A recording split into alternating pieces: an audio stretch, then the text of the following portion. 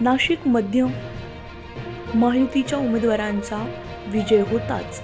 महायुतीचे पदाधिकारी मोठ्या जल्लोषात आनंद साजरा करताना दिसून येत आहे। 4 महिन्यापूर्वी जी काही लोकसभेची निवडणूक झाली त्याचा वचपा खऱ्या अर्थानं विधानसभेला सर्वच महाराष्ट्रातील मतदारांनी या ठिकाणी काढलेला आहे। का लोकसभेला जे काही फेक नेरेटिव्ह या ठिकाणी करण्यात आलं होतं त्याचा वचपा महाराष्ट्राच्या मतदारांनी या ठिकाणी काढला आणि या 5 वर्षाच्या कार्यकाळामध्ये जे काही पहिले 2.5 वर्ष आणि त्याची तुलना उर्वरित 2.5 वर्षाची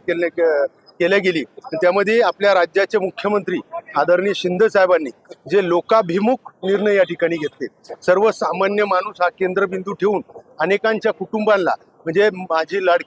मुख्यमंत्री माझी लाडकी बहीण योजना असेल,